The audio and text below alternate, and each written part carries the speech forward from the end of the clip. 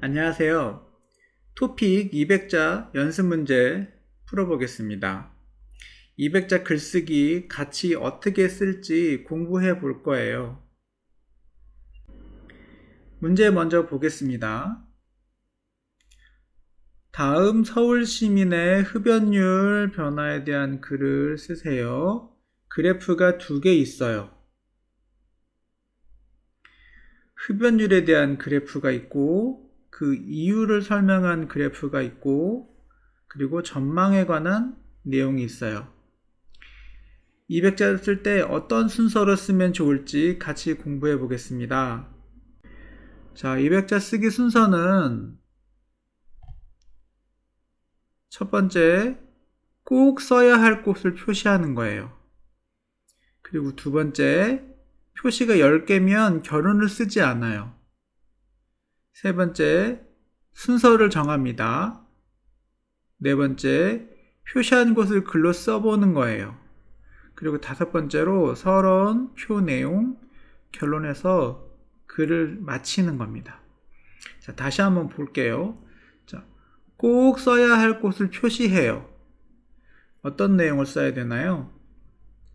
여기 보면 흡연율 그래프에 2000년에 56%, 2010년에 43%, 2019년에 17%로 변했어요. 이걸 써야 되겠죠. 그리고 그게 3배입니다. 그리고 그 변화된 이유로는 금연구역 확대가 2배, 비용 과다가 2배, 건강염려가 5배 돼 있어요. 그리고 그 전망이 흡연 인구가 지속적으로 감소됐어요. 5% 미만으로 변할 거예요. 이렇게 표시를 합니다. 이거 내용을 꼭 써야 되니까요. 그리고 하지만 눈에 보이지 않는 숨어 있는 게 있어요. 이거를 찾아야 됩니다. 어떤 건가요? 숨어 있는 부분을 찾아보겠습니다. 여기 흡연율에 보면 43%에서 17%로 2000년에서 2010년까지 변화보다 2010년에서 19년까지 급격하게 변했어요. 이거 써야 되겠죠? 그리고 3배 변했는데 이 3배는 2010년에서 2019년 동안 변한 거예요. 2010년에서 2019년 동안 약 19년 동안 변한 내용입니다. 이것도 잊지 말고 써야 될 것 같아요. 여기에도 보면 19년 동안 변한 내용이 있죠. 그리고 이후에 보면 금연구역 확대는 2배, 비용 과다도 2배, 건강염려는 5배로 이게 가장 높았어요. 이 내용도 꼭 써줘야 되겠죠. 이렇게 숨어있는 내용을 꼭 찾아서 표시를 해야 됩니다. 자, 그리고 두 번째로 표시가 10개인 것은 결론을 쓰지 않아요. 이건 무슨 말이냐면, 자, 내가 표시하는 거를 세보는 거예요. 같이 세볼게요. 하나, 둘, 셋, 넷, 다섯, 여섯, 일곱, 여덟, 아홉,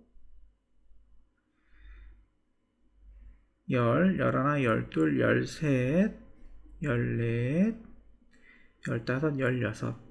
자, 16개예요.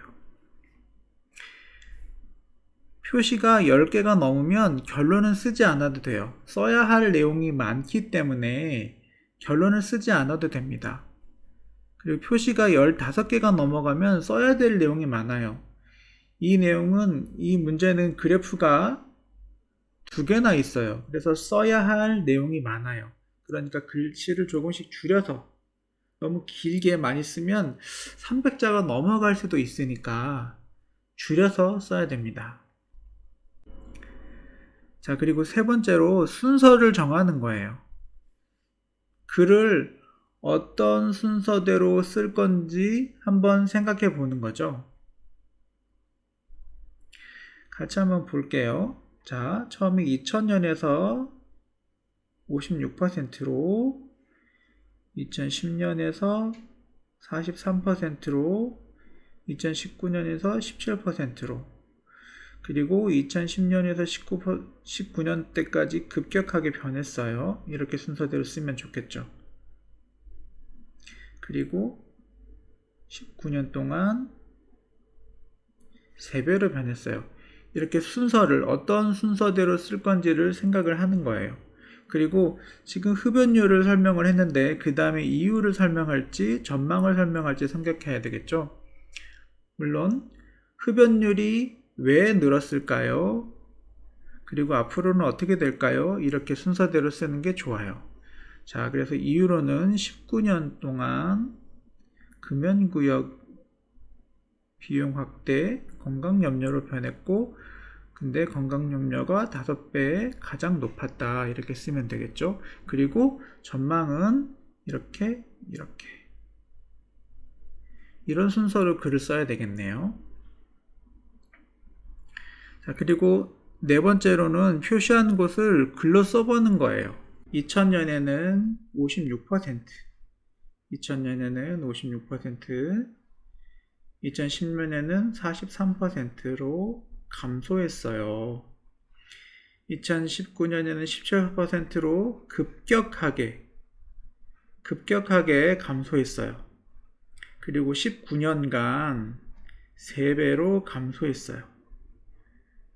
이렇게 그렇게 써주는 거죠. 그리고 이유를 씁니다.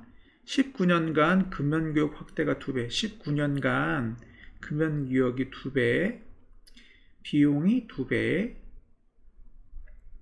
건강염려는 5배, 그리고 건강염려가 가장 많은 변화가 있었어요.